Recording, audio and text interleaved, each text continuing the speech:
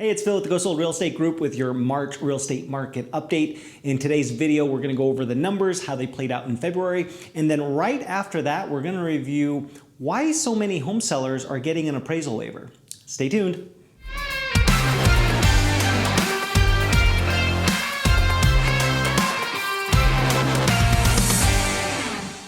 Let's talk numbers. So the month of February did not change a ton.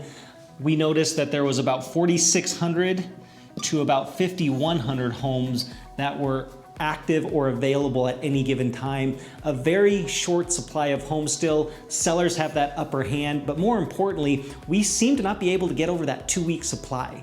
So the pending homes stayed about the same as well. They were hovering around 12,000 or so, give or take, which is still a lot of homes that are under contract at any given time.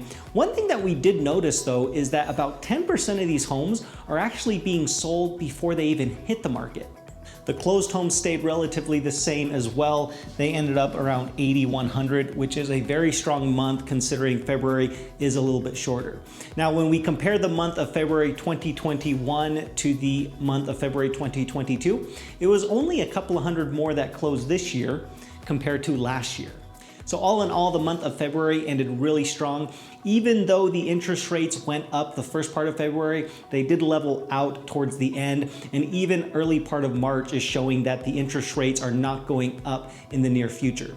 Another big part of this is that there's still a ton of buyers. In fact, for every home that hits the market, there's 8 buyers waiting for it, which is just insane to think about because not only are the buyers competing against normal buyers that want to live in the house, they're competing against all the hedge funds and all the out-of-state buyers that are coming in to the beautiful state of Arizona. So a lot of our home sellers are getting multiple offers on their house, which is a good thing.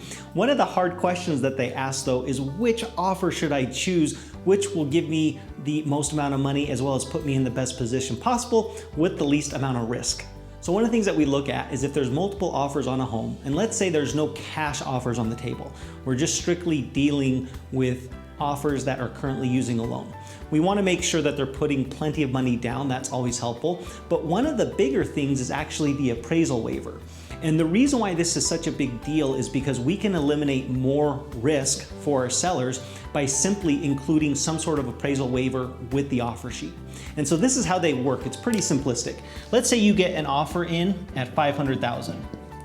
And let's say that when it comes time to the appraisal, it only appraises for $470,000. What the appraisal waiver does is it actually tells the seller that the buyers are willing to cover all of or most of the difference if for some reason the home underappraised. The reason why this is so important is because right now, a lot of buyers are just overbidding each other and just sending in a lot of silly offers, which is a good thing because you're gonna make a lot more money for your house. However, it can also be a huge downfall if for some reason the buyer doesn't have the money to come in with the difference with the appraisal. So again, if you can get an appraisal waiver done with your property, it puts you in a better position to make sure that it's covered if it does come in a little bit lower. And then also number 2, you also have a more motivated buyer on your hands. The buyers that can cover the difference on the appraisal waiver close a lot more times than not. Now, if for some reason the buyers aren't putting a ton of money down, we've also been able to negotiate a smaller partial appraisal waiver. So maybe they can't cover the whole difference, but we can pre-negotiate, $5,000, $10,000, $15,000 if for some reason it did come a little bit lower than expected.